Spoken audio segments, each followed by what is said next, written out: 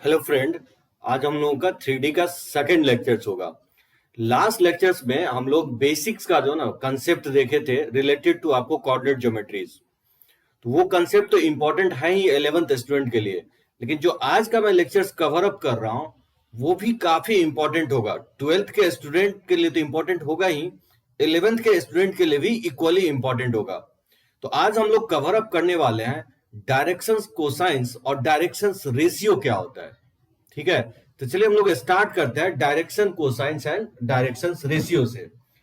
देखिए direction cosines क्या होता है, जनरली इसको हम लोग डीसी से डिनोट करेंगे, ठीक है ना, शॉर्टकट में डीसी लिखेंगे। लेट्स से अज्यूम कर लेते हैं alpha beta gamma be the angle which a directed line makes with the positive direction of x axis of x y and z respectively, then cos alpha cos beta cos gamma are called directions cosines of the line. ये आपका directions angle कहलाता है alpha beta gamma, और ये standard notation होगा। जब भी हमको डायरेक्शंस एंगल को डिनोट करना रहेगा तो नॉर्मली हम लोग अल्फा बीटा गामा से ही डिनोट करेंगे, ठीक है। और ये अल्फा जो होगा पॉजिटिव एक्स एक्सिस से एंगल बना रहा है, कोई भी लाइन जो है ना सेगमेंट या डायरेक्टेड लाइंस वाई एक्सिस से बीटा बना रहा है, और जेड एक्सिस से ये एंगल गामा बना रहा है। तो cos alpha cos beta cos gamma को ही हम लोग जो कहते हैं डायरेक्शन कोसाइंस कहते हैं। और नॉर्मली अल्फा बीटा गामा जो है बिलोंग करना चाहिए जीरो से पाई। जीरो और पाई क्या होगा, इंक्लूडिंग होगा, ठीक है ना, पाई से ग्रेटर नहीं हो सकता है और जीरो से लेस नहीं लेंगे। So alpha beta gamma belongs करना चाहिए zero to pi including zero and pi. So directions cosines are usually denoted by l m n. Normally जो है ना cos alpha cos beta cos gamma को न लिख के उसको हम लोग डिनोट करेंगे l comma m comma n से। सो एल ही कॉस अल्फा के इक्वल होगा, एम कॉस बीटा होगा और एन कॉस गामा होगा। इसमें एक रिलेशन होता है l square plus m square plus n square का जो सम होगा ऑलवेज क्या होगा, वन के इक्वल होगा। ये फिक्स होता है। सो डायरेक्शंस कोसाइंस के स्क्वायर का सम ऑलवेज फिक्स होगा, वन के इक्वल होगा। वही अल्फा के जगह पुट कर दिया हूं कॉस अल्फा, एम के जगह कॉस बीटा और एन के जगह कॉस गामा। तो cos square alpha plus cos square beta plus cos square gamma जो होगा ये वन के इक्वल होता है। तो देखिए इसका जो है ना मैं प्रूफ करने की कोशिश करता हूं कि आया कैसे ये। तो लेट्स से एज्यूम कर लीजिए जैसे मान लीजिए एक्स एक्सिस है और ये वाई एक्सिस है और ये आपका जेड एक्सिस है, ठीक है। लेट्स से ये line segment let's say OP assume कर लेता हूं जिसका कोऑर्डिनेट है x comma y comma z, ठीक है। तो बताइए ओपी जो होगा, ओपी वेक्टर क्या लिख सकते हैं, ओपी वेक्टर को हम लोग लिख सकते हैं x i cap plus y j cap plus z k cap, ठीक है। इस तरह से हम लोग डिनोट करते हैं आपको पोजीशन वेक्टर को। किसी पॉइंट पी को डिनोट करना है तो इसका टेल क्या होगा, फिक्स होगा ओरिजिन पे, तो ये ओपी वेक्टर होगा। तो यही जो ओपी वेक्टर ओपी लाइन जो है ना वो पॉजिटिव एक्स एक्सिस से अल्फा एंगल बना रहा है, वाई एक्सिस से बीटा एंगल बना रहा है, और जो जेड एक्सिस है जेड एक्सिस से ये एंगल गामा बना रहा है, ठीक है ना। तो देखिए जिस अगर हम ओपी वेक्टर का डॉट लें किसके साथ, आई कैप के साथ, ओपी वेक्टर का डॉट लेंगे आई कैप के साथ, थोड़ा बहुत वेक्टर का कंसेप्ट आपका यूज होगा। तो क्या लिखेंगे, ओपी का मैग्नीट्यूड इंटू आई का मैग्नीट्यूड और इसके बीच का एंगल। तो देखिए ओपी वेक्टर और आई कैप जो होता है एक्स एक्सिस के डायरेक्शन में होता है, इसके बीच का एंगल क्या है, उसका कोसाइन हो जाएगा, ठीक है ना, कॉस अल्फा। तो यहां से आप देख सकते हैं, यहां से अगर कॉस अल्फा निकालेंगे तो ये हो जाएगा OP dot I cap upon OP का मैग्नीट्यूड, ठीक है ना, क्योंकि आई का मैग्नीट्यूड जो होता है वन के इक्वल होता है। अब बताइए ओपी वेक्टर का अगर आई कैप के साथ डॉट लेंगे तो किसके इक्वल होगा, आई डॉट आई वन होता है तो एक्स हो जाएगा, और आई डॉट जे जीरो हो जाएगा, और आई डॉट के का वैल्यू भी जीरो होगा। सो ओपी वेक्टर का डॉट अगर हम आई के साथ लेते हैं तो वो एक्स के इक्वल होगा, ठीक है। और ओपी का मैग्नीट्यूड क्या होगा, ओपी का मैग्नीट्यूड जो होता है under root of x square plus y square plus z square होता है। ये अगर सब्स्टिट्यूट करेंगे तो हो जाएगा under root of x square plus y square plus z square होगा, ठीक है। ये आपका कॉस अल्फा होगा, x upon under root of x square plus y square plus z square. इसको हम लोग एल से भी डिनोट करते हैं। सिमिलरली अगर कॉस बीटा लिखेंगे तो बीटा जो होगा ओपी वेक्टर और जो जे कैप है उसके बीच का एंगल है, तो इसको लिख सकते हैं इस तरह से OP dot J upon OP का मैग्नीट्यूड इंटू जे कैप का मैग्नीट्यूड। तो बताइए ओपी वेक्टर का अगर जे के साथ अगर हम डॉट लेते हैं तो आई डॉट जे जीरो हो जाएगा, जे डॉट जे वाई के इक्वल होगा, और जे डॉट के भी जीरो होगा, तो इसको लिख सकते हैं ये जो है वाई के इक्वल होगा। और ओपी का मैग्नीट्यूड है under root of x square plus y square plus z square, ठीक है ना। जे कैप का मैग्नीट्यूड जो होगा वो यूनिटी के इक्वल होगा, 1 के इक्वल होगा। ये कॉस बीटा हो जाएगा जो हम लोग m इक्वल लिखते हैं। उसी तरह से कॉस गामा जब आप निकालेंगे तो क्योंकि गामा जो कहलाएगा वो ओपी वेक्टर और जो के कैप है उसके बीच का एंगल कॉस गामा है, तो इसको लिख सकता हूं ओपी डॉट के कैप अपॉन ओपी का मैग्नीट्यूड इनटू के कैप का मैग्नीट्यूड। तो ओपी का डॉट लेंगे अगर के साथ, ये जेड के इक्वल आ जाएगा, और ओपी का मैग्नीट्यूड है under root of x square plus y square plus z square. अब यहां से आप देख सकते हैं इस इक्वेशन से ये फर्स्ट और ये सेकंड और ये थर्ड, अगर मान लीजिए इसको स्क्वायर करके ऐड कर दें, ये इसको एन से डिनोट करते हैं, तो l square plus m square plus n square किसके इक्वल होगा, यही इक्वल होगा cos square alpha plus cos square beta plus cos square gamma, ठीक है ना। तो बताइए इसको ऐड करेंगे तो राइट हैंड साइड इस तीनों को ऐड करेंगे तो क्या आएगा, एक्स स्क्वायर अपॉन रूट हट जाएगा नीचे से, plus y square upon denominator similar होगा और प्लस जेड स्क्वायर अपॉन।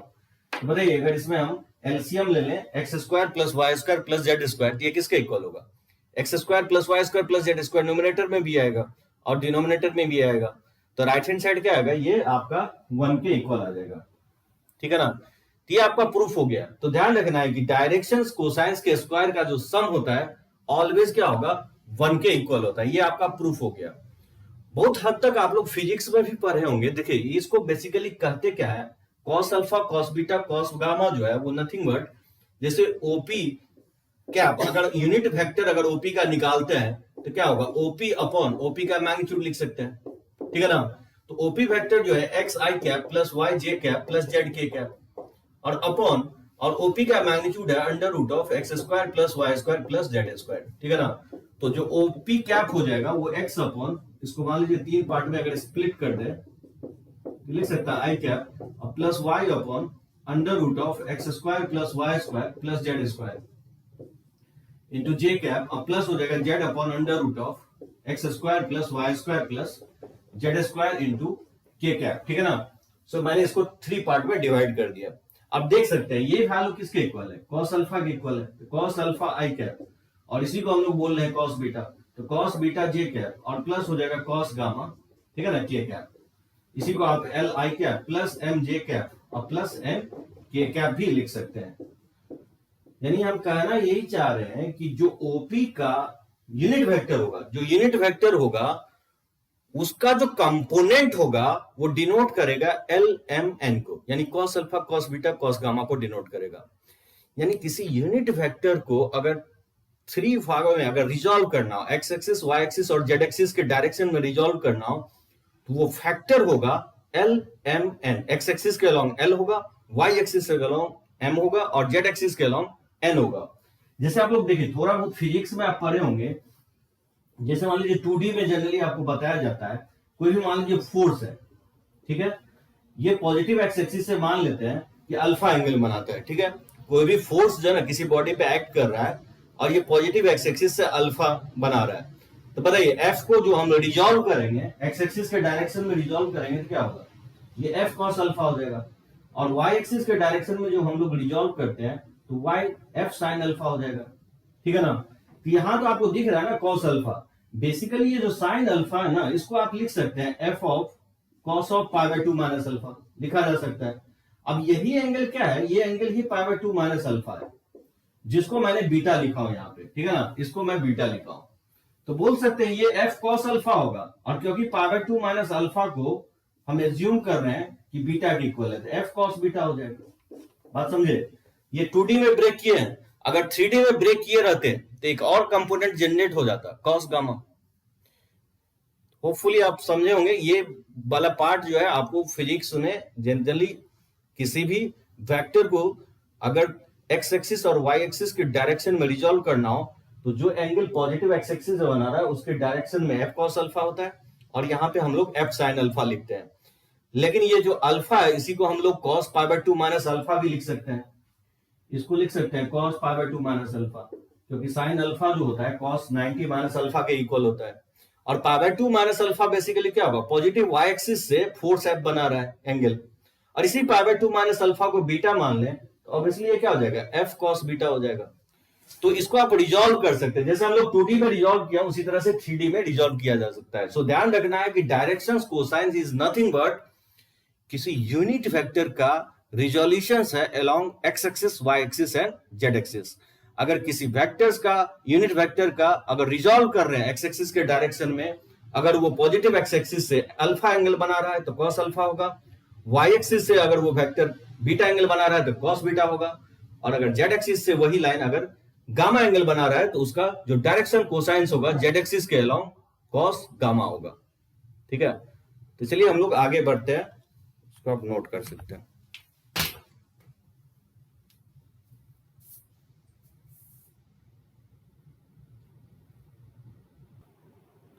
देखिए 3D में जो है मेन है ना डायरेक्शंस कोसाइंस और डायरेक्शंस रेशियो।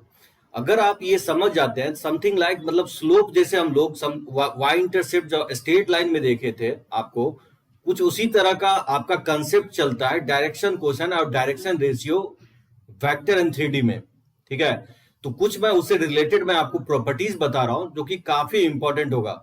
3D का आप थियरी अगर समझ जाते हैं तो उसका कोई भी क्वेश्चंस बहुत ही इजीली सॉल्व कर सकते हैं आप, चाहे वो मेंस की हो या बोर्ड का। ठीक है, तो चलिए हम लोग देखते हैं कुछ उससे रिलेटेड प्रॉपर्टीज। देखिए अभी जस्ट मैं कमेंट कर रहा था कि अगर cos alpha, cos beta, cos gamma अगर डायरेक्शंस कोसाइंस है किसी भी लाइन सेगमेंट का, ऑब्वियसली यूनिट वेक्टर का होता है डायरेक्शंस कोसाइंस, तो किसी वेक्टर का अगर निकालना हो तो क्या उसको क्या नाम देंगे? उसको नाम दिया गया है डायरेक्शंस रेशियो। जनरली हम उसको dr से डिनोट करते हैं। ठीक है ना, तो डायरेक्शंस कोसाइंस का स्क्वायर का सम यूनिटी के इक्वल होता है, जो मैं पहले ही लिखा चुका आपको। So cos square alpha plus cos square beta plus cos square gamma 1 के इक्वल होता है। बताइए कॉस स्क्वायर अल्फा को लिख ही सकते हैं 1 माइनस साइन स्क्वायर अल्फा, इसको लिख सकते हैं 1 माइनस साइन स्क्वायर बीटा, और इसको 1 माइनस साइन स्क्वायर गामा। इसको सिंप्लीफाई करेंगे तो ये इक्वल आएगा आपको sine square alpha plus sine square beta plus sine square gamma, ये क्या होगा 2 के इक्वल होगा। तो या तो ये बोले या ये बोले, कोई प्रॉब्लम नहीं है। मतलब आप कॉस का अगर स्क्वायर का सम यूनिटी होगा तो साइन का स्क्वायर का सम ऑलवेज 2 के इक्वल होगा। ठीक है ना, डायरेक्शंस कोसाइंस में। ये फर्स्ट प्रॉपर्टी हो गया रिलेटेड टू डायरेक्शंस कोसाइंस।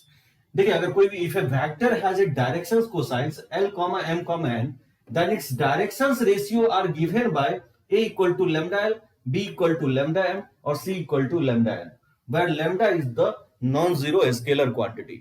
अब आप बोलेंगे कि क्या डिफरेंस है directions ratio and directions cosines में, इसको अच्छे से समझने की कोशिश कीजिए।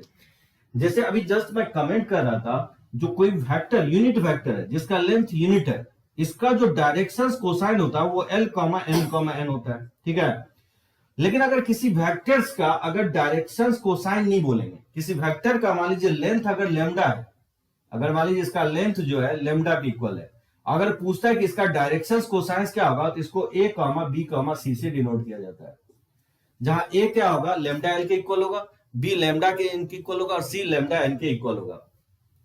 याद कीजिए वेक्टर्स में जब हम पढ़ा रहे थे आपको कोलिनिटी ऑफ टू वेक्टर्स, दो वेक्टर अगर कोलिनियर कब होता था, मान लीजिए a और b कोई दो वेक्टर था, अगर वो आपस में कोलिनियर है तो हम लोग लिखते थे कि वो लीनियरली डिपेंडेंट होगा, यानी vector a equal to lambda times of vector b लिखते थे।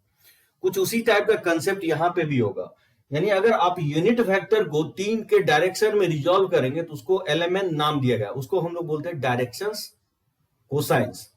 लेकिन अगर किसी वेक्टर्स का लेंथ अगर लेमडा है और उसको अगर 3 एक्सिस के along, x axis, Y axis, Z axis के अलोंग रिजॉल्व करते हैं तो उसको डिनोट किया जाता है small a, small b, small c से।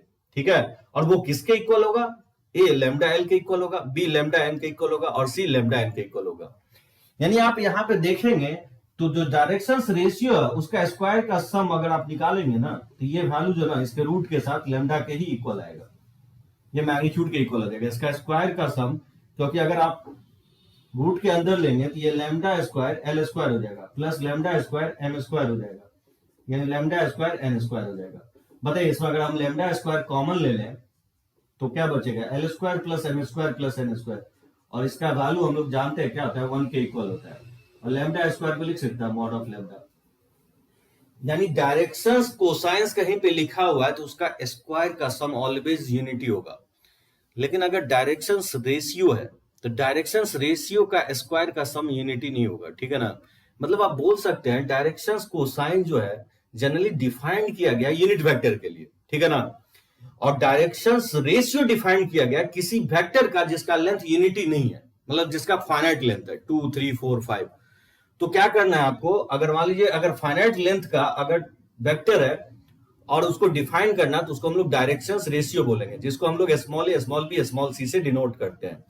जबकि उसके स्क्वायर का सम क्या होगा, लेंथ ऑफ वेक्टर, जो वेक्टर का लेंथ आएगा, मैग्नीट्यूड आएगा, उसके इक्वल आ जाएगा, मॉड ऑफ लेमडा के इक्वल आ जाएगा। होपफुली आप दोनों में डिफरेंस समझे होंगे, डायरेक्शन कोसाइन और डायरेक्शन रेशियो में क्या डिफरेंस है। यूनिट वेक्टर्स को अगर three component x axis Y axis Z axis में रिजॉल्व करते हैं तो उसी को डायरेक्शंस कोसाइन कहा गया है, जिसको डीसी से डिनोट करेंगे, उसको वो cos alpha cos beta cos gamma होगा, ठीक है। और किसी फैक्टर का जिसका लेंथ यूनिटी नहीं है, एक फाइनाइट लेंथ लेमडा है, उसको अगर एक्स एक्सिस वाई एक्सिस और जेड एक्सिस में रिजॉल्व करते हैं तो वो होगा lambda l, lambda m, lambda n, जिसको डिनोट किया जाएगा small a small b small c से, ठीक है। मतलब मैं कहना ये चाह रहा हूं कि जो डायरेक्शंस रेशियो होगा वो प्रोपोर्शनल होगा किसके, डायरेक्शंस कोसाइंस के, या वाइस वर्सा ये भी बोल सकते हैं कि डायरेक्शंस कोसाइन जो होगा वो प्रोपोर्शनल होगा डायरेक्शंस रेशियो के। देखिए अगला पॉइंट ये हो गया कि रिलेशन बिटवीन डायरेक्शंस कोसाइंस और डायरेक्शंस रेशियो क्या होगा। Let's say L m N जो है यहाँ डायरेक्शंस कोसाइन है और एबीसी जो है उसका डायरेक्शंस रेशियो है सेम वेक्टर का, ठीक है ना। किसी भी वेक्टर्स का आप डायरेक्शंस रेशियो जनरली दिया गया तो डायरेक्शन कोसाइन कैसे निकालेंगे, और अगर डायरेक्शन कोसाइन दिया गया तो डायरेक्शन रेशियो कैसे निकालेंगे। देखिए क्या करेंगे, यहां से जब आपको पता चल गया कि under root of A square plus b square plus c square mod of lambda के इक्वल होता है, तो बताइए यहां से एल का वैल्यू क्या हो जाएगा, यहां से एल का वैल्यू हो जाएगा ए बाय लेमडा, ठीक है ना, एम का वैल्यू हो जाएगा बी बाय लेमडा और एन का वैल्यू हो जाएगा सी बाय लेमडा। बताइए यहां से लेमडा का वैल्यू पुट करेंगे इसमें तो नहीं आ जाएगा इसके इक्वल, तो क्योंकि यहां मॉड लगा हुआ है तो मॉड हटाएंगे तो प्लस माइनस आएगा, तो ऑब्वियसली ये प्लस साइन के साथ ओपन होगा, यानी तो माइनस साइन के साथ। यानी डायरेक्शन रेशियो किसी वेक्टर का दिया गया और आपको डायरेक्शन कोसाइन निकालना है तो ये काफी यूजफुल होगा, ठीक है ना। ए अपॉन उसके मैग्नीट्यूड से आपको डिवाइड कर देना है, डायरेक्शन रेशियो के मैग्नीट्यूड से, under root of A square plus b square plus c square से। तो यहां से जो एल एम एन आएगा वो क्या होगा, उस वेक्टर का डायरेक्शन कोसाइन होगा। मतलब आप बोल सकते हो उस वेक्टर का जो यूनिट वेक्टर होगा उसको जब आप रिजॉल्व करेंगे एक्स एक्सिस वाई एक्सिस और जेड एक्सिस के डायरेक्शन में, वही क्या आएगा, एल एम एन के इक्वल आएगा। अब बोलेंगे कि माइनस साइन भी ले सकते हैं, या तो तीनों प्लस के साथ खोलेंगे या तीनों माइनस साइन के साथ। आप बोलेंगे ये प्लस और माइनस क्यों ले रहे हैं, क्योंकि मैं वेक्टर में आपको बताया था दो तरह का वेक्टर होता है पैरेलल में, एक लाइक वेक्टर होता है और एक अनलाइक वेक्टर होता है। तो जैसे मान लीजिए प्लस साइन अगर लाइक वेक्टर लेते हैं तो सब में अगर माइनस साइन लगा देंगे तो अनलाइक वेक्टर होगा, ठीक है ना। स्टिल दोनों ही केसेस में क्या होगा, पैरेलल ही होगा, ठीक है ना। देखिए अगला पॉइंट, फोर्थ पॉइंट बताया कि मान लीजिए कोई भी ओपी वेक्टर आर, ओपी का मैग्नीट्यूड आर के इक्वल है जहां ओ ऑरिजिन है, then the direction cosine of OP are l m n, then the coordinate of P are l are m n m r comma n r होता है। देखिए कैसे हम निकाल रहे हैं ये, जैसे मान लीजिए ये एक्स एक्सिस है और ये वाई एक्सिस है और ये जेड एक्सिस है, और ये ओपी का पी का हम कोऑर्डिनेट निकालना चाहते हैं, ठीक है ना। ये पी का कोऑर्डिनेट कैसे हम फाइंड आउट करेंगे, जिसका इसका direction cosines l m n दिया गया, l comma m comma n. अच्छा कंफ्यूज नहीं होना है, जनरली जो ना l comma m comma n bracket के अंदर जब लिखेंगे तब वो पॉइंट को डिनोट करेगा, यहाँ हम ब्रैकेट नहीं लिखेंगे, ठीक है ना। विदाउट ब्रैकेट है मतलब ये डायरेक्शंस को डिनोट कर रहा है, तो 1 2 3 लिख देते हैं तो 1 2 3 अगर ब्रैकेट के अंदर लिखते हैं तो पॉइंट को डिनोट करेगा। लेकिन आप डायरेक्टली 1 2 3 लिखेंगे तो बेसिकली क्या होगा, 1 एक्स एक्सिस के डायरेक्शन में, 2 यूनिट वाई एक्सिस के डायरेक्शन में और 3 यूनिट जेड एक्सिस के डायरेक्शन में। तो 1 2 3 यूनिट अगर मूव करते हैं एक्स एक्सिस वाई एक्सिस और जेड एक्सिस के डायरेक्शन में तो हम पहुंच जाएंगे पी पॉइंट पे, ठीक है ना। तो ये डायरेक्शन को डिनोट कर रहा है एलिमेंट। मान लीजिए इसका लेंथ अगर आर है, मॉड ऑफ आर है, ये इसका कोऑर्डिनेट होगा l into mod r, m into mod r and n into mod r के इक्वल होगा, ठीक है। अब बोलेंगे ये लेंथ आया कैसे, इसी से लाया हूं मैं, ठीक है ना, ये लेंथ इसी से आया। ये उसे भी ध्यान रखना है कि जब भी आपको मान लीजिए डायरेक्शंस कोसाइन दिया गया हो और किसी वेक्टर का मैग्नीट्यूड दिया गया हो तो उसका कोऑर्डिनेट, पीक पॉइंट का कोऑर्डिनेट, कंडीशन ये है कि ओ जो है इसका टेल ऑरिजिन पे है तो हो जाएगा l mod r, m mod r, n mod r. ये कुछ वैसा ही है जो हम लोग जो है ना स्ट्रेट लाइन में आप लोग बताया था आपको कि आर डिस्टेंस पे कोई पॉइंट लेना हो तो क्या लिखते थे, 0 plus are cos theta, 0 plus r, parametric equations. Straight line में जो पैरामेट्रिक इक्वेशंस लिखवाए हैं कुछ उसी टाइप का है। तो 0 प्लस आर कॉस थीटा, ये क्या है? L basically cos theta, cos alpha ही तो है जो पॉजिटिव एक्स एक्सिस के साथ है, ठीक है ना। तो ये पॉइंट काफी इंपॉर्टेंट होगा। मान लीजिए किसी ओपी वेक्टर का अगर डायरेक्शन कोसाइन दिया गया हो और उसका लेंथ पता हो तो पी का कोऑर्डिनेट आप निकाल सकते हैं इस फॉर्मूले से, ठीक है। तो चलिए इसको नोट कीजिए, हम बढ़ते हैं।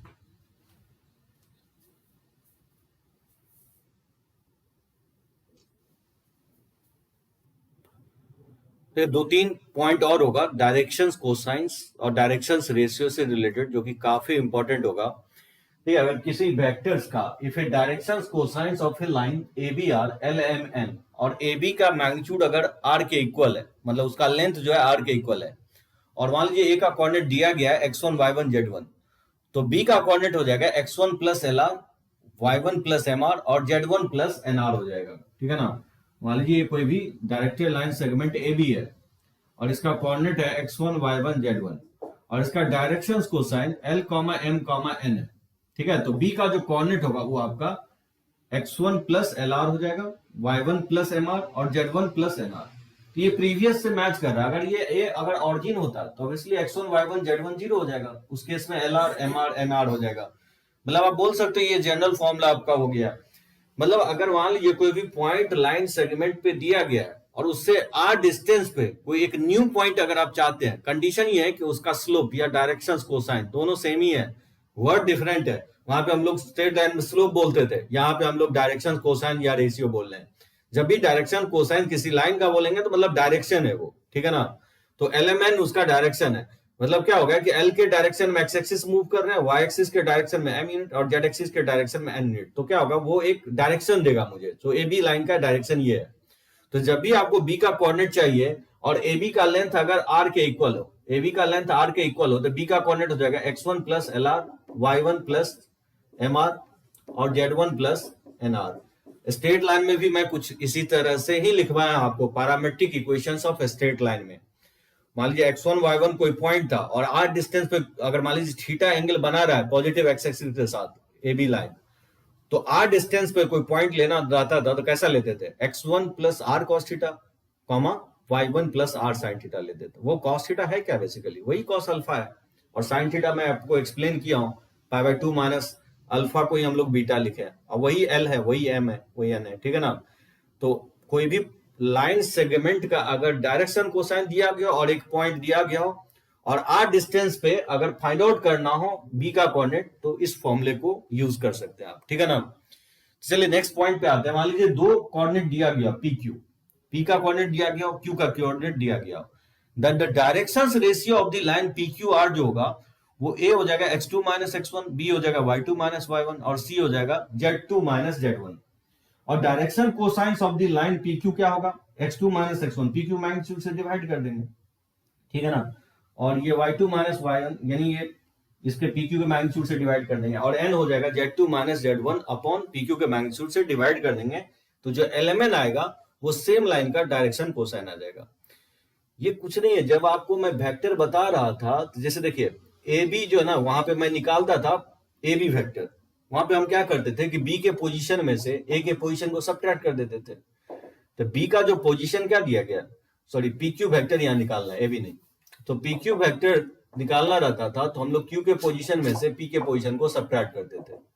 तो क्यू का पोजीशन है x2 i कैप अब प्लस y2 j कैप अब प्लस z2 k कैप, इसमें ओपी के पोजीशन को सबट्रैक्ट करेंगे तो x1 i cap plus y1 j cap अब प्लस z1 k कैप हो जाएगा। तो इसको सिंप्लीफाई करेंगे तो x2 minus x1 i cap और ये हो जाएगा y2 minus y1 j cap और z2 minus z1 k cap, ठीक है। और यही बेसिकली x2 माइनस x1 क्या होगा, इसी को हम लोग a y2 माइनस y1 को b बोलेंगे और z2 माइनस z1 को c बोलेंगे। यही आपका abc। यहाँ पे ijk लिख रहे थे तो वेक्टर हो गया, यहीं पे हम लोग क्या लिखेंगे, इस तरह से लिखेंगे x2 minus x1 comma y2 minus y1 comma z2 minus z1, ठीक है ना। इस तरह से हम लोग कॉमा करके लिखेंगे, यही डिनोट करेगा आपको abc को। यही कहलाएगा directions ratio of line segment PQ। अब बताइए, आप अगर मान लीजिए PQ का यूनिट वेक्टर अगर फाइंड आउट करना रहता तो क्या करते? PQ वेक्टर अपॉन PQ के मैग्नीट्यूड से डिवाइड कर देते, तो पी क्यू वेक्टर क्या है, ये x2 माइनस x1 इसके पी क्यूब से मैग्नीट्यूड से डिवाइड कर देंगे, ये हो जाएगा y2 minus y1 upon P cube और z2 minus z1 upon P cube के कैप, ये हो जाएगा। अब आईजे के न लिख करके इसी को हम लोग एल नाम दिए, यही एम होगा और यही एन होगा, यानी जो पी क्यू वेक्टर है उसका यूनिट वेक्टर्स का अगर डायरेक्शंस कोसाइन निकालना हो तो ये होगा एल, ये एम और ये आपका एन। ये हो गया 2 पॉइंट फॉर्म में। याद होगा स्लोप भी मैं बताया था 2 पॉइंट फॉर्म में स्ट्रेट लाइन में। तो जब भी आपको 2 पॉइंट दिया गया हो और अगर डायरेक्शंस कोसाइंस और डायरेक्शंस रेशियो निकालना हो तो आप इस तरह से फाइंड आउट कर सकते हो, ठीक है ना।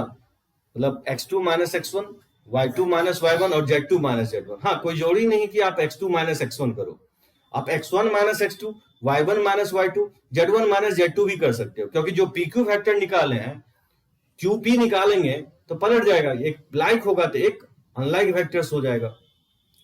तो जो x2 minus x1, y2 minus y1, z2 minus z1 होगा वो डायरेक्शंस रेशियो कहलाता है उस लाइन सेगमेंट का, और उसके मैग्नीट्यूड से pq के मैग्नीट्यूड से अगर डिवाइड कर देंगे तो वही pq जो वेक्टर होगा एक यूनिट वेक्टर होगा, वही l m n क्या कहलाएगा, डायरेक्शंस कोसाइंस कहलाएगा उस pq वेक्टर का, ठीक है ना, उस यूनिट वेक्टर का।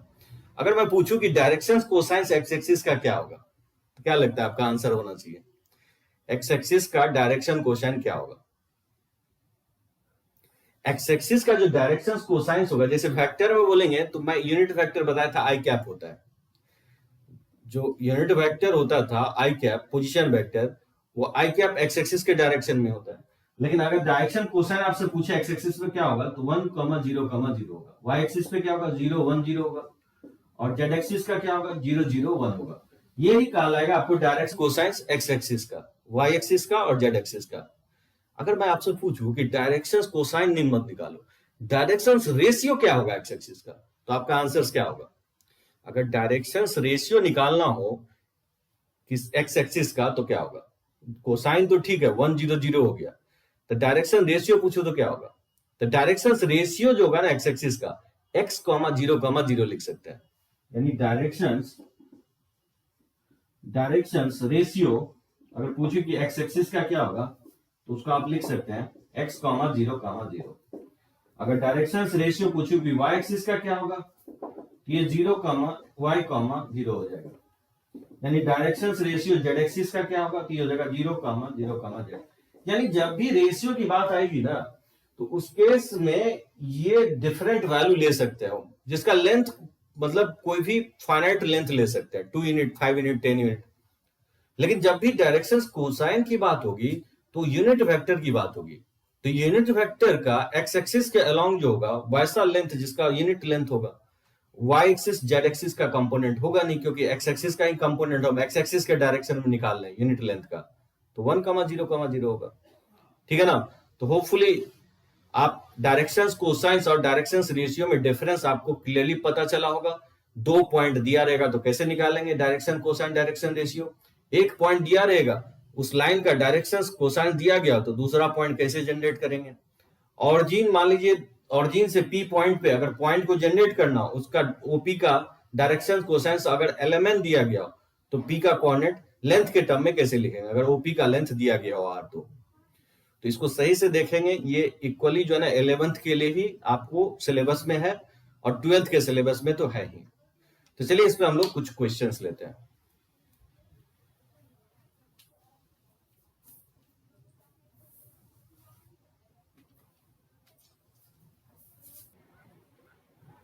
देखते हैं इस पे कुछ क्वेश्चंस, ठीक है, डायरेक्शंस कोसाइन और रेशियो पे। जैसे फर्स्ट क्वेश्चन दे रहा हूं, find the directions cosines of a line in X Y plane and making an angle 30 degree with the X axis. बोल रहा है कि डायरेक्शन कोसाइन उस लाइन का निकालो जो एक्स वाई प्लेन में लाई कर रहा है, direction cosine of line in X Y plane और 30 डिग्री जो एंगल बना रहा है एक्स एक्सिस के साथ। क्या लगता है इसका डायग्राम होगा, एक्स वाई प्लेन में ये लाइन है, तो अगर कोई प्लेन एक्स वाई प्लेन में है और ये 30 डिग्री एंगल बना रहा है तो बताइए, तो पॉजिटिव वाई एक्सिस से क्या होगा 60 डिग्री एंगल बनाएगा और जेड एक्सिस से कितना एंगल बनाएगा 90 डिग्री, क्योंकि कोई भी अगर बोर्ड के प्लेन में है और ये जेड एक्सिस जो है ना परपेंडिकुलर टू द प्लेन है, तो ये जो लाइन होगा क्योंकि एक्स वाई प्लेन में है तो जेड एक्सिस से ये लाइन कितना एंगल बनाएगा, 90 डिग्री एंगल। यानी मैं कहना ये चाह रहा हूं कि अल्फा यहाँ पे 30 डिग्री है, बीटा का वैल्यू 60 डिग्री है और गामा का वैल्यू क्या है, 90 डिग्री है। तो डायरेक्शन एंगल मुझे पता चल गया।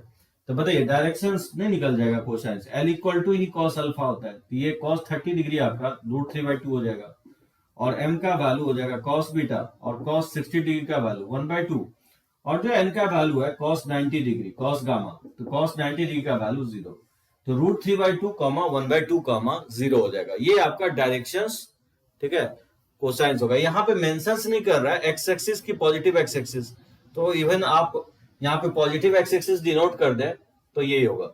अगर मान लीजिए निगेटिव एक्सिस अगर मेंशन नहीं कर रहा है तो आप इधर भी ले सकते हैं 30 डिग्री, ठीक है ना, तो वाई एक्सिस का 60 डिग्री हो जाएगा, तो ये वैल्यू एक नेगेटिव साइन आ जाएगा। एनीवे यहाँ पे पॉजिटिव एक्सिस मेंशन कर दिया। देखिए ये क्वेश्चंस काफी इंपॉर्टेंट है, सेकंड क्वेश्चन मेंस में भी और एडवांस में भी ये क्वेश्चंस पूछ चुका है। जैसे बोल रहा है कि find the direction cosines LMN of a line which are connected by the relations l plus m plus n equal to 0 2mn plus 2nl minus nl equal to 0। ये क्वेश्चंस जो है ना हमेशा दो रिलेशन दे देगा आपको एलएमएन में, only 2 ही relation देगा और बोलेगा कि डायरेक्शन कोसाइंस निकालो, फाइंड आउट करो। तो देखिए कैसे हम लोग फाइंड आउट करते हैं एलएमएन का वैल्यू जब भी दो रिलेशन दिया गया हो। क्या करेंगे, इक्वेशन 1 से जैसे l का वैल्यू निकाल लीजिए, कोई भी वैल्यू आप निकाल सकते हैं, या तो m निकाल सकते हैं या n। सो मैंने l निकाल लिया इन टर्म्स ऑफ mn और इक्वेशन 2 में पुट कर देंगे। तो बताइए इक्वेशन 2 का, ठीक है, पुट करेंगे, सब्स्टिट्यूट करेंगे इसमें, तो क्या होगा, यह 2mn अब प्लस, अगर मान लीजिए इसमें l अगर कॉमन ले लें तो ये हो जाएगा 2m और माइनस 2nl। यहां पे थोड़ा सा लग रहा है करेक्शन होगा, यहाँ ml है, ठीक है ना, यहाँ पे ml है, 2ml माइनस nl। तो बताइए इसमें अगर हम कॉमन ले लेंगे l लास्ट के 2 टर्म में, ये हो जाएगा 2m minus n equal to 0, ठीक है ना, l मैंने कॉमन ले लिया और फिर l का वैल्यू सब्स्टिट्यूट कर देंगे इसमें, तो 2mn और l का वैल्यू पुट करेंगे तो ये माइनस साइन हो जाएगा m प्लस n और ये हो जाएगा 2m minus n equal to 0। So क्या करेंगे हम लोग, दो इक्वेशन से किसी एक वेरिएबल को एलिमिनेट करने की कोशिश करेंगे। यहाँ पे मैंने l को एलिमिनेट कर दिया, इक्वेशन 1 से l निकाला हूं और ये l का वैल्यू इक्वेशन 2 में सब्स्टिट्यूट कर दिया हूं। इससे क्या होगा कि l एलिमिनेट हो जाएगा और mn में रिलेशन आ जाएगा, तो 2mn, बताइए इसको सिंप्लीफाई करते जाए, मल्टीप्लाई करेंगे तो 2m² और ये माइनस mn और प्लस हो जाएगा 2mn और माइनस हो जाएगा n² इक्वल टू 0, तो जगह 2mn माइनस 2m² अब प्लस हो जाएगा ये प्लस mn और फिर ब्रैकेट खोलेंगे तो माइनस mn हो जाएगा, 2mn माइनस mn तो प्लस mn होगा और ब्रैकेट को ओपन करेंगे तो ये माइनस mn हो जाएगा और ये माइनस माइनस प्लस हो जाएगा n² इक्वल टू 0। तो ये आपका हो जाएगा n² और 2mn माइनस mn, तो ये प्लस mn हो जाएगा और माइनस 2n² इक्वल टू 0। और इसको हम लोग फैक्टराइज करने की कोशिश करेंगे। देखिए कैसे फैक्टराइज करते हैं, इसको लिख सकता है mn को 2mn माइनस mn और माइनस 2m² इक्वल टू 0। यहां से n अगर कॉमन ले लेंगे तो हो जाएगा n प्लस 2m, ठीक है ना, इसमें माइनस m कॉमन ले लेंगे तो n प्लस 2m हो जाएगा। तो ये आपका फैक्टराइज हो गया। n प्लस 2m अगर कॉमन ले लें तो ये हो जाएगा n minus m equal to 0, यानी n का दो वैल्यू आ जाएगा, माइनस 2m और m। सो आइदर n को इन टर्म्स ऑफ m यानी तो m को इन टर्म्स ऑफ n में एक्सप्रेस कर लेंगे। अब बताइए अगर m का value when n equal to minus 2m है तो l इक्वल टू क्या होगा, ये इक्वेशन 1 से फाइंड आउट कर सकते हैं। अगर माइनस 2m अगर इक्वेशन 1 में पुट करते हैं तो minus 2n m minus 2n तो माइनस m और माइनस माइनस ये प्लस m हो जाएगा, ठीक है ना, तो यहां से l का वैल्यू हो जाएगा। अगर मान लीजिए n का वैल्यू अगर m लेते हैं तो उस केस में l का वैल्यू क्या होगा, तो इसमें आप सब्स्टिट्यूट करेंगे क्योंकि n जो है m के इक्वल है, तो m प्लस m 2m हो जाएगा विथ माइनस है, ये माइनस 2m हो जाएगा, यानी ये रेशियो है, तो l is to m is to n जो होगा वो किसके इक्वल होगा, तो दो सेट आएगा, यहां से दो सेट आएगा।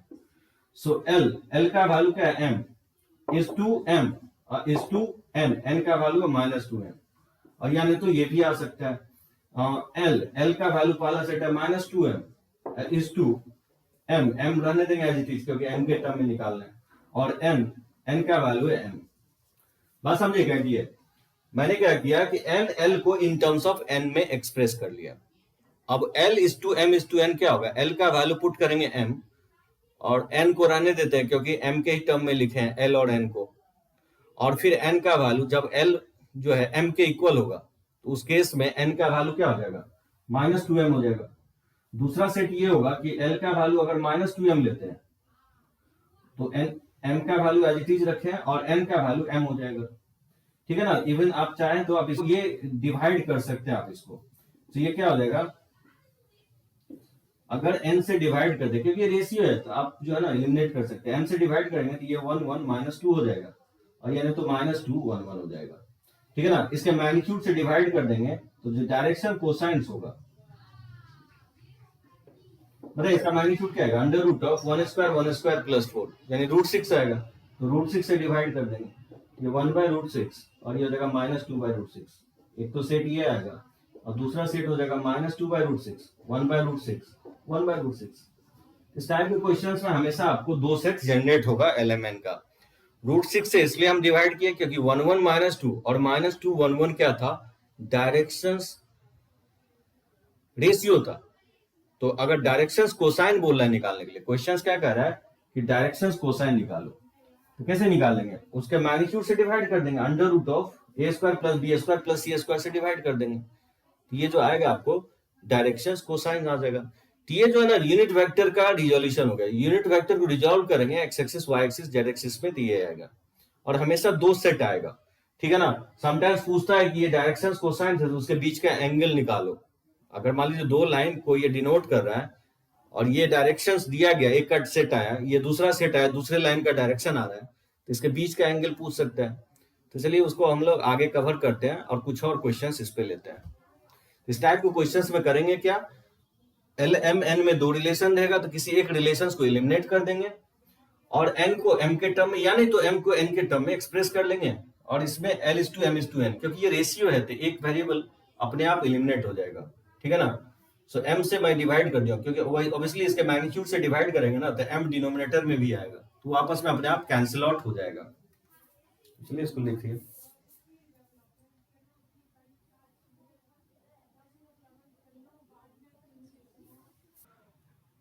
तो देखते हैं कुछ और क्वेश्चंस हम लोग डायरेक्शंस रेशियो और डायरेक्शन कोसाइंस पे। देखिए a plane intersect the coordinate axis at the points a0 0 b0 b0 and c0 0 c. Find the directions cosines of the line joining the vertex b to the centroid of the face AOC where O is the origin. ठीक है, तो कैसे बनाएंगे इसको, एक होगा तो इसका डायग्राम आप ड्रॉ कर सकते हैं। जैसे मान लीजिए एक्स एक्सिस है और ये वाई एक्सिस है और ये जेड एक्सिस है, तो एक प्लेन इसको इंटरसेक्ट कर रहा है। जैसे मान लेता हूं ये प्लेन है जो एक्स एक्सिस और वाई एक्सिस और जेड एक्सिस को इंटरसेक्ट कर रहा है, इसको इंटरसेक्ट कर रहा है a0 0 पे और इसको इंटरसेक्ट कर रहा है 0 b0 पे और जेड एक्सिस को इंटरसेक्ट कर रहा है c पे 0 0 c पे। ठीक है ना, तो जो प्लेन होगा ओ ए बी, इस प्लेन का सेंट्रॉइड क्या होगा, जी जो होगा that is centroid of face. ठीक है, एओसी, एओसी का मुझे सेंट्रॉइड मैं जी मान लिया। और बताइए एओसी, ए का कोऑर्डिनेट 0 0 तो एओसी का सेंट्रॉइड क्या होगा, सम ऑफ एक्स कोऑर्डिनेट अपॉन 3 यानी a/3 हो जाएगा और sum of Y coordinate upon 3 करेंगे तो ये b/3 आ जाएगा और ये c/3 हो जाएगा। ठीक है ना, ये होगा सेंट्रॉइड ओ ए बी। ठीक है, 3 वर्टेक्सेस का अगर सेंट्रॉइड, ट्रायंगल का वर्टेक्सेस ये होता है sum of X coordinate upon 3, sum of Y coordinate upon 3 और sum of Z coordinate upon 3। मुझे फाइंड आउट क्या करना है, find the directions cosines of the line joining the vertex B, यानी वर्टेक्स बी से इसका जो सेंट्रॉइड होगा इसको हम लोग ज्वाइन कर रहे हैं, तो मुझे इसका डायरेक्शंस कोसाइन चाहिए। तो मुझे बीजी पहले वेक्टर जनरेट कर लेंगे, तो बीजी वेक्टर क्या होगा बताइए, जी के पोजीशन में से बी के पोजीशन को सब्ट्रैक्ट कर देंगे।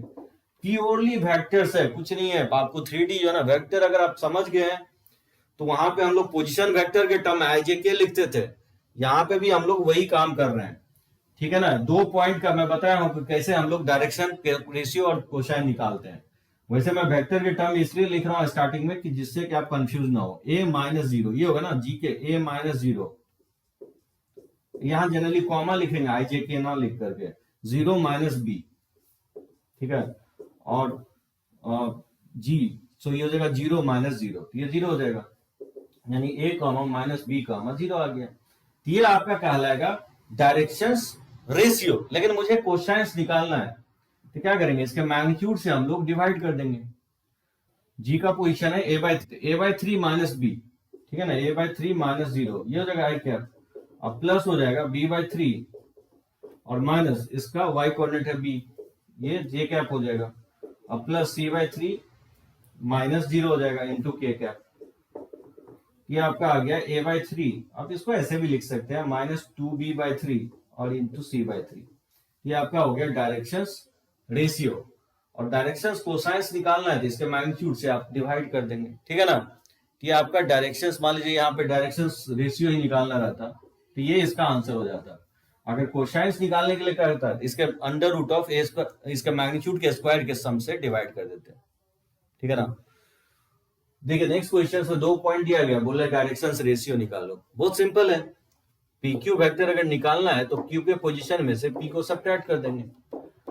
तो क्यू का पोजीशन जो है 4i अब प्लस जे और माइनस 2k कैप है, और माइनस, और पी का पोजीशन है i प्लस 5j और प्लस 4k कैप है। तो मतलब इसको सब्ट्रैक्ट करेंगे तो 4i यानी 3i कैप और j माइनस यानी माइनस हो जाएगा 4j कैप, और ये माइनस 4k और माइनस 2k तो माइनस 6k कैप, यानी ये क्या हो जाएगा 3 माइनस 4 कामा माइनस 6 हो जाएगा। ये आपका डायरेक्शंस रेशियो कहलाएगा, 3 माइनस 4 माइनस 6।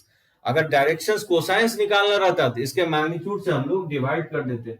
वैसे यहाँ निकालना नहीं है लेकिन मैं फिर भी निकाल देता हूँ।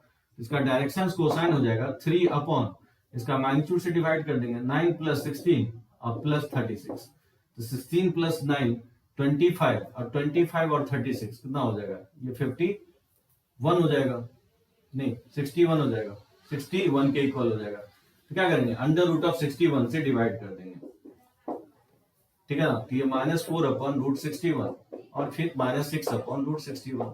ये आपका डायरेक्शन कोसाइन हो जाएगा। ये तीनों प्लस में भी ले सकते हैं या नहीं तो फिर इसमें आप माइनस साइन तीनों में ले सकते हैं, ठीक है। या तो लाइक ले सकते हैं या अनलाइक वेक्टर्स ले सकते हैं। तो डायरेक्शन कोसाइन इस तरह से निकालेंगे। जब भी 2 पॉइंट दिया रहेगा डायरेक्शन कोसाइन और रेशियो इस तरह से फाइंड आउट कर सकते हैं। जस्ट लाइक स्लोप ही है, स्लोप में भी हम लोग क्या करते हैं, तो y2 minus y1 upon x2 minus x1 straight line में। जैसे देखिए इसका 5th क्वेश्चन दिया हूं, write the direction cosine of a line equally inclined to the 3 coordinate axis. मतलब ये इंपॉर्टेंट होगा आपका, इस रिजल्ट को याद भी रखना है। बहुत सारे क्वेश्चंस में ये कंसेप्ट आपका जाकर के अप्लाई भी होगा। जैसे क्या हो गया कि जो अल्फा बीटा गामा है यानी एक्स एक्सिस वाई एक्सिस और जेड एक्सिस से इक्वली इंक्लाइंड है, मतलब ये इक्वल है। तो आप जानते हैं cos square alpha plus cos square beta plus cos square gamma जो होता है वो 1 के इक्वल होता है। अब क्योंकि ये तीनों इक्वल है तो बताइए एल कॉस अल्फा और जो एम कॉस बीटा है वो तीनों इक्वल हो जाएगा, एल एम एन इक्वल हो जाएगा, यानी तीनों कॉस स्क्वायर अल्फा ही लिख सकते हैं क्योंकि इक्वल है अल्फा बीटा गामा। यहां से 3 कॉस स्क्वायर अल्फा 1 हो जाएगा, तो यहां से कॉस अल्फा हो जाएगा प्लस माइनस 1 बाय रूट 3, और इसी को हम लोग क्या बोलते हैं, एल बोलते हैं। तो एम भी क्या होगा प्लस माइनस 1 बाय रूट 3 हो जाएगा, और एन का भी value plus minus 1 by root 3।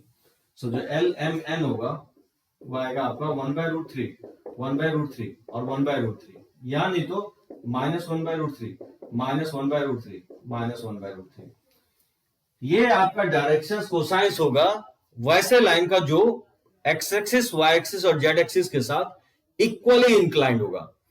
अगर पॉजिटिव एक्स एक्सिस के साथ इक्वली इंक्लाइंड है तो प्लस वाला साइन लेंगे, अगर निगेटिव एक्स एक्सिस के साथ इंक्लाइंड है तो माइनस साइन वाला लेंगे, ठीक है। क्योंकि यहां मेंशन नहीं कर रहा है कि coordinate axis positive x axis के साथ हो रहा है इंक्लाइन कि निगेटिव एक्स एक्सिस के साथ, इसलिए हम लोग दोनों सेट लेंगे। तो ये आप डायरेक्टली मेमोराइज भी रख सकते हो, वैसा लाइन जो कोऑर्डिनेट एक्सिस के साथ इक्वली इंक्लाइंड है और उसका पूछे कि डायरेक्शंस कोसाइंस क्या होगा, तो आप ये बोल सकते हो 1 by root 3 1 by root 3 1 by root 3, या नहीं तो minus 1 by root 3 minus 1 by root 3 minus 1 by root 3। तो चलिए इसको नोट कर सकते हैं।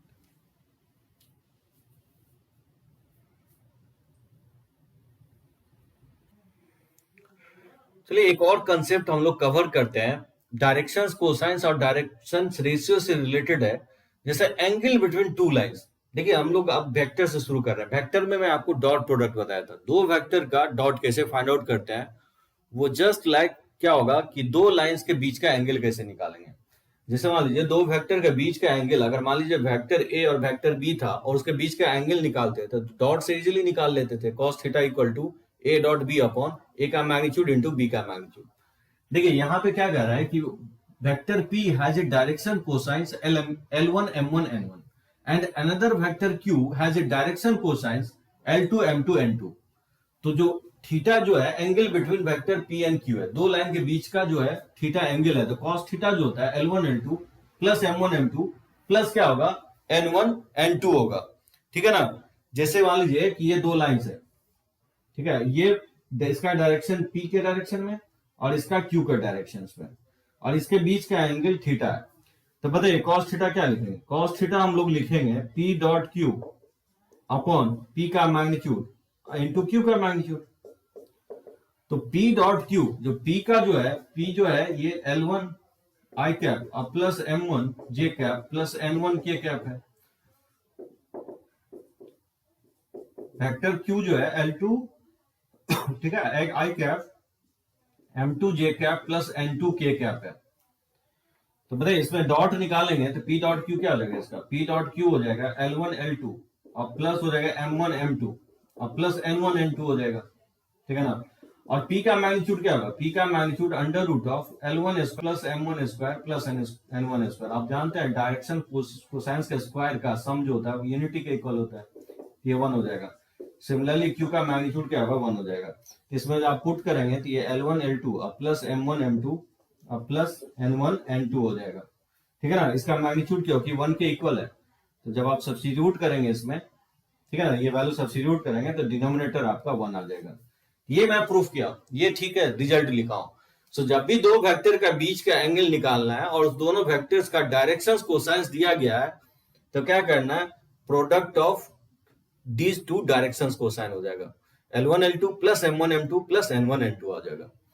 समटाइम्स क्या होगा, अगर मान लीजिए डायरेक्शंस कोसाइन नहीं, डायरेक्शंस रेशियो के टर्म में पूछता है क्या होगा, तो आप इसको लिखेंगे आप cos थीटा इक्वल टू जैसे A1 A2 plus B1 B2 plus C1 C2 upon हो जाएगा under root of A1 square plus B1 square plus C1 into under root of ये हो जाएगा A2 square plus B2 square plus C2 square हो जाएगा। ठीक है, ये आपका होगा डायरेक्शंस जो है ना रेशियो के टर्म में। ठीक है, प्लस माइनस ले लेंगे। ये आपका डायरेक्शंस रेशियो के टर्म में हो गया। वैसे डायरेक्शंस कोसाइन था तो इसका मैग्नीट्यूड 1 के इक्वल आ जाएगा। अगर मान लीजिए डायरेक्शन कोसाइन नहीं, डायरेक्शंस रेशियो के दिया गया और angle between two lines find out करना, तो ये फॉर्मूला यूज करेंगे, यानी इसका मैग्नीट्यूड यूनिटी नहीं होगा। ठीक है ना। डायरेक्शंस रेशियो का अंडर स्क्वायर का सम जो है यूनिटी के इक्वल नहीं होगा, तो ये फॉर्मूला वाला यूज करेंगे। यानी डायरेक्शंस रेशियो दिया गया तो ये वाला यूज करेंगे, डायरेक्शंस कोसाइन दिया तो ये वाला यूज करेंगे। बेटर है कि आप वेक्टर वाला यूज करो, सबसे बेटर सबसे अच्छा फॉर्मूला होगा यही, क्योंकि आप जानते हो ये फॉर्मूला जो है ना वेक्टर में हम लोग डिराइव कर चुके हैं, वेक्टर में आप जानते हो, तो कोई नया बात नहीं मैं एक्सप्लेन किया हूं। ऑब्वियसली जैसे आप ये यूनिट वेक्टर का हो गया, आपको directions cosine L1 M1 N1 और L2 M2 N2। अगर मान लीजिए यूनिट नहीं है, यूनिट वेक्टर नहीं है, कोई वेक्टर है, तो उसको हम डायरेक्शन रेशियो से डिनोट करते हैं। तो cos theta angle between two vector change होने वाला नहीं है, वही आएगा। ठीक है ना। कंडीशन ये है कि अगर डायरेक्शंस कोसाइन है तो इसका यूनिट मैग्नीट्यूड 1 हो जाता है, अगर डायरेक्शंस रेशियो के टर्म में तो 1 नहीं होगा। ठीक है ना। तो ये फॉर्मूला होगा। अगर दो लाइंस अगर परपेंडिकुलर है तो obviously A1 A2 plus B1 B2 plus C1 C2 का सम क्या होगा 0 होगा, क्योंकि अगर ये वैल्यू 0 हो गया तो cos थीटा 0 हो जाएगा, तो थीटा क्या हो जाएगा 90 हो जाएगा। सो ध्यान रखना है, दो लाइन आपस में परपेंडिकुलर तभी होगा जब डायरेक्शंस रेशियो या डायरेक्शंस कोसाइंस का प्रोडक्ट का सम क्या होगा 0 के इक्वल होगा। काफी इंपॉर्टेंट, बहुत जगह हम लोग वेक्टर 3D में यूज करेंगे। वहां पे हम लोग वेक्टर में देख रहे थे कि दो लाइन अगर दो वेक्टर आपस में परपेंडिकुलर था तो वहां हम लोग A डॉट B 0 किए थे। मतलब वेक्टर में यही बातें अगर देखेंगे तो जो मैं लिखवाया था आपको कि P डॉट Q क्या होना चाहिए 0 होना चाहिए। ठीक है ना, वेक्टर में ये लिखवाया था, और 3D में ये हो गया। ठीक है ना, A1 A2 plus B1 B2 plus C1 C2 का सम 0 होना चाहिए, तो दो लाइन आपस में परपेंडिकुलर हो जाएगा। Two lines will be parallel if a1 by a2 equal to b1 by b2 equal to c1 by c2, a1 b1 c1 और a2 b2 c2 दोनों लाइन का डायरेक्शंस रेशियो है, और अगर दोनों लाइंस पैरेलल है तो डायरेक्शंस रेशियो प्रोपोर्शन में होगा। याद कीजिए वेक्टर्स में दो वेक्टर मैं बताया था पैरेलल कब होता है, वहां पे भी मैंने ये बताया था IJK का कोएफिशिएंट प्रोपोर्शन में होना चाहिए, ठीक है ना। लेकिन अगर मान लीजिए डायरेक्शंस दो लाइन पैरेलल है और डायरेक्शंस कोसाइंस के टर्म में अगर बोलेंगे तो सेम होना चाहिए, यानी यूनिट लेंथ है तो ऑब्वियसली L1 L2 के इक्वल होगा, M1 M2 के इक्वल होगा और N1 N2 के इक्वल होगा। लेकिन ध्यान रखना है अगर डायरेक्शंस रेशियो के टर्म में लिख रहे हैं तो प्रोपोर्शन इक्वल होगा, डायरेक्शंस रेशियो इक्वल नहीं होगा, डायरेक्शंस रेशियो जो है प्रोपोर्शन में होगा, ठीक है ना। और अगर मान लीजिए दो यूनिट वेक्टर है, जैसे यूनिट वेक्टर है इसका डायरेक्शंस है L1 M1 N1 और इसका L2 M2 N2, ठीक है, ये डायरेक्शन क्वेश्चन है, ये आपस में इक्वल होगा, पैरेलल है तो। लेकिन अगर डायरेक्शंस रेशियो के टर्म में मान लीजिए A1 B1 C1 है और ये directions ratio A2 B2 C2 है, ठीक है, ये दो वेक्टर है, ये P हो गया आपका और ये आपका Q हो गया, यानी इसका मैग्नीट्यूड यूनिटी नहीं है। और अगर P और Q आपस में प्रोपोर्शंस है तो प्रोपोर्शंस में होगा। वेक्टर में मैंने ये बात आपको लिखवाया था, इसका P क्रॉस Q क्या होगा, 0 होगा, यानी दो वेक्टर अगर पैरेलल है तो P क्रॉस Q 0 होगा, तो ही पैरेलल होगा, ठीक है ना। यहां बताया था कि P जो होगा lambda times of vector Q होगा, ये भी लिखवाया था वेक्टर में। ये दो पॉइंट मैं आपको बताया था कि अगर दो वेक्टर आपस में अगर पैरेलल है तो दोनों का क्रॉस क्या होगा, 0 होगा, यानी तो vector P lambda times of Q होगा, यानी इसका जो मैग्नीट्यूड है और इसका जो मैग्नीट्यूड है ये दोनों आपस में इक्वल होगा। लैम्डा से इसलिए मल्टीप्लाई कर रहे हैं जिससे कि उसका मैग्नीट्यूड क्या हो जाए, बैलेंस हो जाए। होपफुली आपको समझ में आ गया होगा angle between two lines in terms of direction cosine and directions ratio.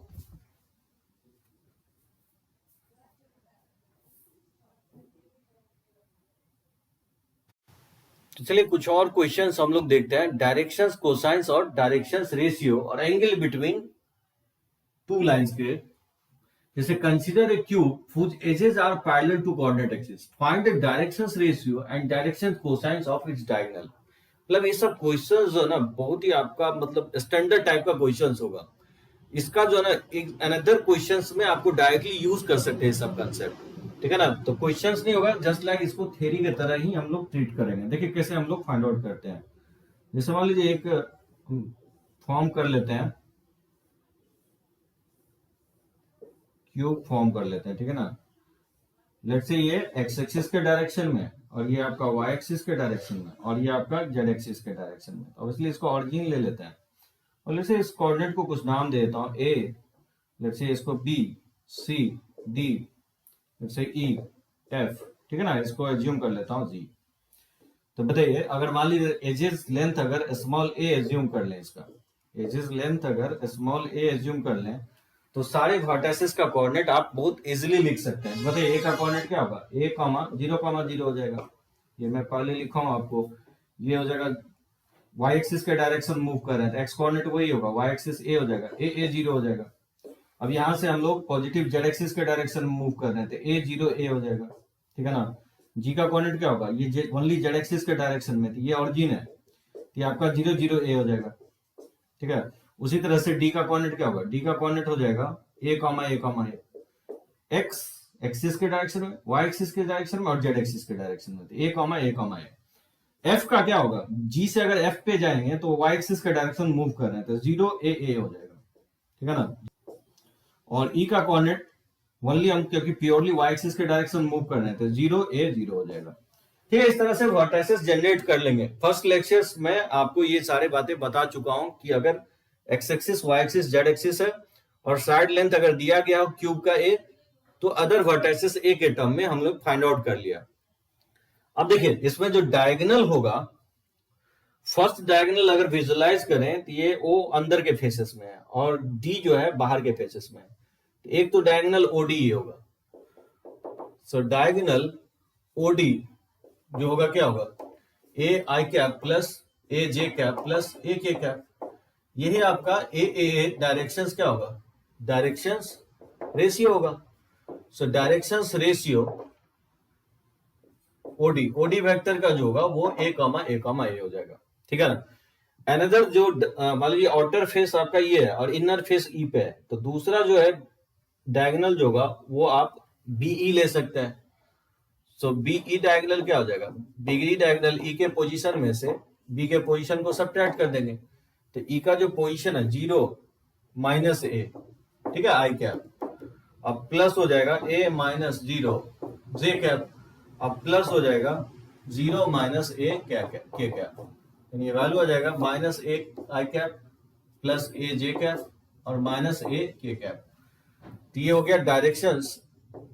Directly आप जो है ना डायरेक्शंस डी आर लिख सकते हैं, D R of diagonal, diagonal, ठीक है, बीई। सो बी डायगोनल का डायरेक्शंस रेशियो, शॉर्ट में हम लोग डायरेक्शन रेशियो को डी डॉट आर लिखेंगे, ठीक है ना। ये दूसरा डायगोनल हो गया। उसी तरह से आप चाहें तो तीसरा डायगोनल क्या होगा, ए हो गया इनर फेस और एफ इसका आउटर फेस हो जाएगा, तो ए एफ डायगोनल हो जाएगा। तो ए एफ डायगोनल हो जाएगा, एफ के पोजीशन में से ए का पोजीशन माइनस कर देंगे, तो बताइए एफ का पोजीशन 0 और माइनस, सो ए का पोजीशन माइनस करेंगे तो 0 माइनस ए आई कैप, ठीक है, और एफ का पोजीशन ए है तो ए माइनस 0 जे कैप और प्लस ए माइनस 0 के कैप हो जाएगा, यानी आ गया माइनस ए आई कैप और प्लस ए जे कैप और प्लस ए के कैप। यानी जो डायरेक्शन रेशियो है, direction ratio of diagonal, diagonal A F जो होगा वो इक्वल होगा माइनस ए ए ए। ऐसे लिखे या ऐसे लिखे, बात बराबर ही है, ठीक है ना। वेक्टर में जनरली हम लोग इस तरह से एक्सप्रेस करके लिखते थे, 3D में हम लोग कॉमा करके लिखेंगे। सो माइनस ए ए ए, ये ए एफ डायगोनल हो जाएगा और ये हो गया A F diagonal. Fourth diagonal क्या होगा आपका जी, ये इनर फेस होगा और आउटर फेस पे सी जी लिख सकते हैं। तो सी जी अगर फाइंड आउट करेंगे तो क्या होगा, सी जी होगा जी के पोजीशन में से माइनस, तो बताइए जी का पोजीशन जो है आपको दिया गया है 0 0 ए, तो ये हो जाएगा 0 माइनस जी का पोजीशन है आपका, ठीक है, जी का पोजीशन है 0 और उसमें से सब्ट्रैक्ट करना है सी का पोजीशन, तो सी का पोजीशन ए है, ये हो गया आई कैप, 0 माइनस ए जे कैप हो जाएगा और प्लस ए माइनस 0 के कैप हो जाएगा। यानी जो डायरेक्शंस रेशियो आ गया, directions ratio of diagonal, diagonal G F G sorry C G जो आएगा वो इक्वल आएगा ए माइनस ए ए, ठीक है। ये आपका 4 डायगोनल आएगा, इसका आपको डायरेक्शन रेशियो सबका ध्यान रख सकते हैं। ये फर्स्ट डायगोनल हो जाएगा जिसका डायरेक्शन रेशियो ये होगा, जो सेकंड डायगोनल है डायरेक्शन रेशियो ये हो जाएगा जिसको आप लिख सकते हैं माइनस ए माइनस ए, ये डायरेक्शन रेशियो बी डायगोनल का हो जाएगा। उसी तरह से जो थर्ड डायगोनल फाइंड आउट किया हूं इसका डायरेक्शन रेशियो हो जाएगा माइनस ए और जो चौथा डायगोनल है उसका डायरेक्शन रेशियो हो जाएगा माइनस ए कॉमा ए, माइनस ए कॉमा ए। इसको आप माइनस साइन के साथ भी लिख सकते हैं, इसको इस तरह से भी लिखा जा सकता है ए कॉमा माइनस ए, एंटी पैरेलल। डायरेक्शन रेशियो अगर सीजी का लिख रहे हैं तो ये होगा, अगर जी सी का लिख रहे हैं तो माइनस से मल्टीप्लाई कर देंगे, ए माइनस ए हो जाएगा। अब यहां देख सकते हैं जैसे हम लोग तीनों पॉजिटिव, इसमें क्या आ रहा है 2 निगेटिव 1 पॉजिटिव, इसमें क्या आ रहा है 2 पॉजिटिव 1 निगेटिव और इसमें आ रहा है 2 पॉजिटिव 1 निगेटिव। इस तरह से जो है ना 2 एट ए टाइम, इसको आप ऐसे भी लिख सकते हैं जैसे ए माइनस ए और ए, मतलब डायरेक्शन रेशियो आप अगर देखें तो तीनों पॉजिटिव 1 निगेटिव, यहाँ पे भी 1 निगेटिव और यहाँ पे भी 1 निगेटिव, यानी 1 एट ए टाइम माइनस कर लेंगे। डायरेक्टली मेमोराइज रखने के लिए मैं इस तरह से लिखवाया हूं। अगर डायरेक्शन रेशियो अगर फाइंड आउट करना हो वैसे क्यूब का जिसका डायगोनल का, तो ए लेना है माइनस ए माइनस ए माइनस ए, मतलब 3 एट ए टाइम पॉजिटिव और 1 एट ए टाइम निगेटिव, ठीक है ना। इस तरह से आप डायरेक्टली मेमोराइज रख सकते हैं। जब भी आपको क्यूब का डायगोनल निकालने की जरूरत नहीं है, मेमोराइज रखना है आपको। क्यूब का डायगोनल होगा ए, दूसरा डायगोनल 1 माइनस ए, तीसरा डायगोनल हो जाएगा माइनस ए और चौथा डायगोनल होगा ए माइनस ए, यानी 1 एट ए टाइम निगेटिव और ऑल पॉजिटिव, ठीक है। ये 4 डायगोनल होगा। अब बताइए ये डायगोनल अगर मान लीजिए डायरेक्शन रेशियो अगर याद रहे और सेकंड क्वेश्चन में पूछ रहा है कि so that the acute angle between the any two diagonal of A cube क्या होगा। तो बताइए कोई भी दो डायगोनल, जैसे ये डायगोनल मैं ओडी एक लिया हूं और दूसरा डायगोनल मैं एफ ई लिया हूं, इसके बीच का एंगल बोला है प्रूफ करने के लिए ये कॉस इनवर्स जो होगा 1/3 के इक्वल होगा। तो बताइए कॉस थीटा इक्वल टू लिख सकता है, इस दोनों बीच का डायगोनल चाहिए तो ओडी और डॉट क्या हो जाएगा बीई अपॉन हो जाएगा ओडी का मैग्नीट्यूड इंटू बी का मैग्नीट्यूड। ठीक है ना, इस तरह से फाइंड आउट कर सकते हैं। तो बताइए ओडी वेक्टर हम निकाल चुके हैं, तो ओ डी ठीक है, ओडी क्या आएगा ए यानी ए आई प्लस ए जे प्लस ए के और डॉट लेना है बीई के साथ। तो बीई डायगोनल का जो डायरेक्शन रेशियो आया है वो आया है आपका, ये भी ले सकते हैं ये भी ले सकते हैं, आंसर पे कोई फर्क नहीं पड़ेगा। जैसे मान लीजिए यही लेते हैं, ये जगह ए आई कैप माइनस ए आई कैप प्लस ए जे कैप और माइनस ए के कैप, ठीक है, और अपॉन इसका मैग्नीट्यूड से डिवाइड करेंगे कि ये ए स्क्वायर प्लस ए स्क्वायर प्लस ए स्क्वायर आएगा और इसका भी मैग्नीट्यूड ए स्क्वायर प्लस ए स्क्वायर प्लस ए स्क्वायर आएगा। ठीक है ना, तो कॉस थीटा क्योंकि एक्यूट लेना है तो इसका मॉड वैल्यू आप ले लेंगे।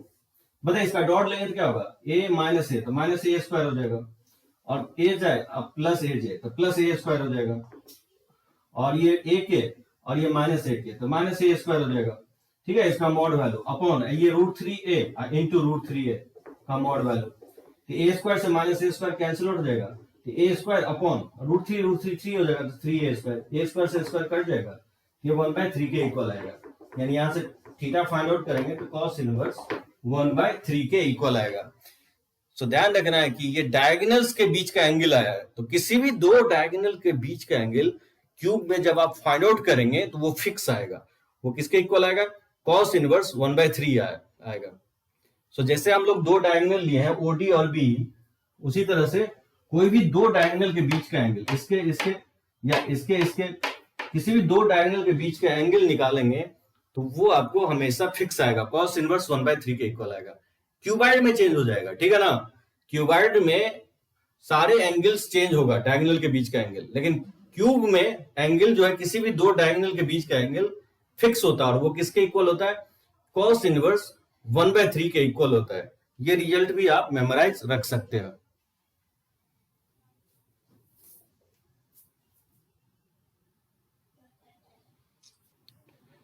चलिए कुछ और क्वेश्चंस लेते हैं एंगल बिटवीन टू लाइंस पे। देखिए P632 है, Q का कोऑर्डिनेट 514 है और R का कोऑर्डिनेट 335 है। ये वर्टिसेस ऑफ ट्रायंगल है तो फाइंड करना है, फाइंड द एंगल PQR। ठीक है ना, जैसे मैं एक जस्ट रफ डायग्राम ड्रॉ कर देता हूं, जस्ट एक रिप्रेजेंटेटिव डायग्राम होगा P, Q और R। P का कोऑर्डिनेट दिया गया 632, Q का कोऑर्डिनेट है 514 और R का कोऑर्डिनेट है आपका 335।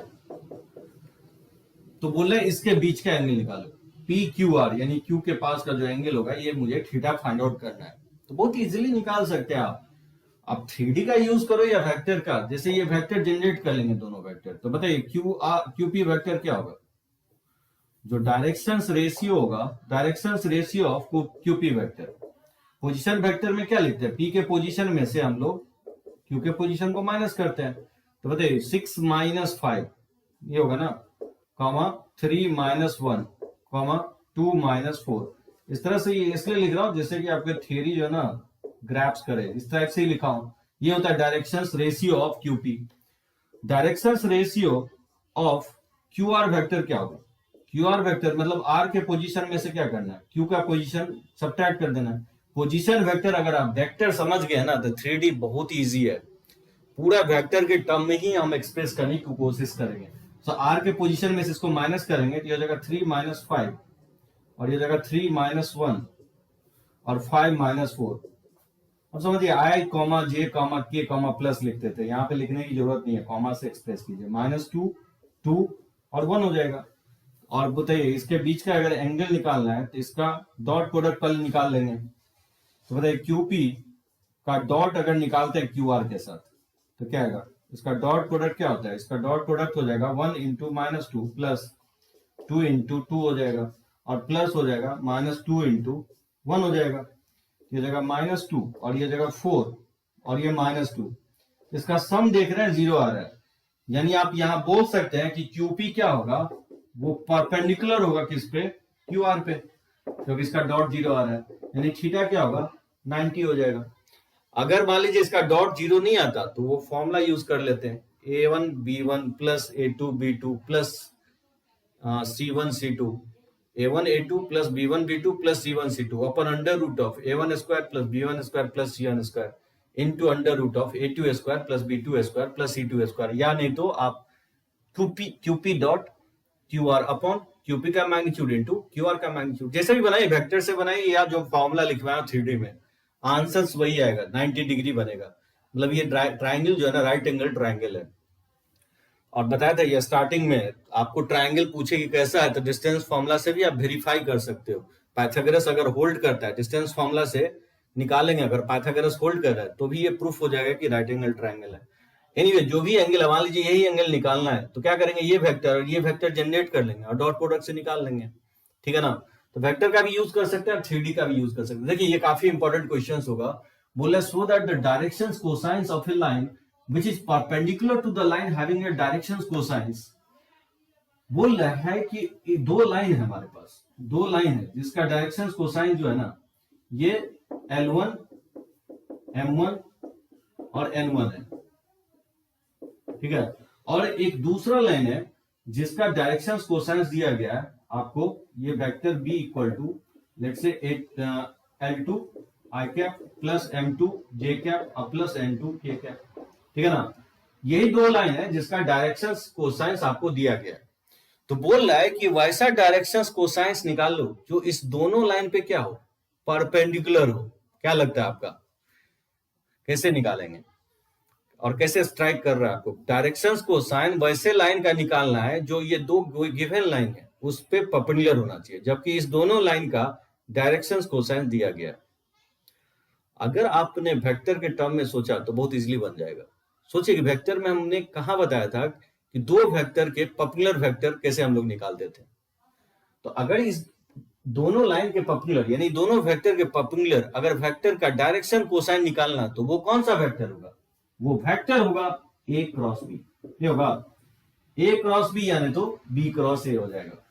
और A क्रॉस B कैसे निकालेंगे, ये हो जाएगा I J K, ठीक है ना, और A का L1 M1 और N1 और इसका कोएफिशिएंट है L2 M2 और N, और इस डिटरमिनेंट्स को क्या करेंगे, सिंपली एक्सपैंड कर देंगे, तो बताइए ये हो जाएगा M1 N2 और माइनस हो जाएगा M2 N1 और माइनस हो जाएगा J कैप, इसको डिलीट करेंगे ये हो जाएगा L1 N2, ठीक है ना, माइनस हो जाएगा L2 N1 और प्लस हो जाएगा K कैप ऑफ, ठीक है, इसको डिलीट करेंगे ये हो जाएगा L1 M2 और माइनस हो जाएगा L2 M1, ठीक है ना।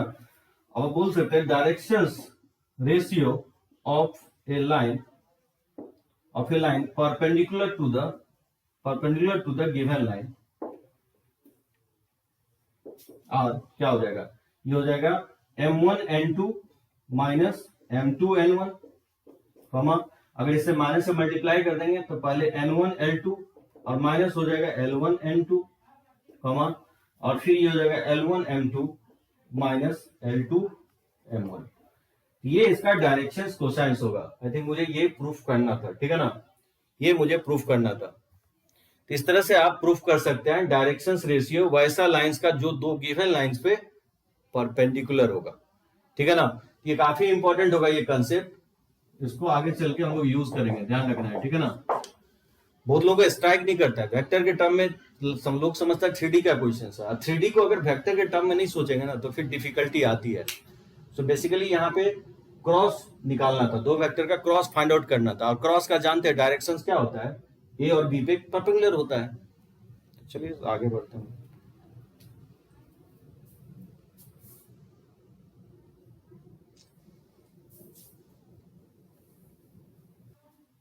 तो चलिए लेक्चर्स को आज हम लोग यहीं पे फिनिश अप कर रहे हैं। आज मैं आपको all about directions cosines, directions ratio और एंगल बिटवीन टू वेक्टर्स के बारे में बताया हूं। सो 11th के स्टूडेंट देखेंगे आपके जो भी सिलेबस में है वो कंप्लीट हो गया है।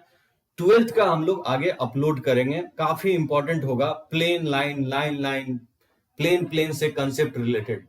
ठीक है ना, चलिए, ओके, थैंक यू।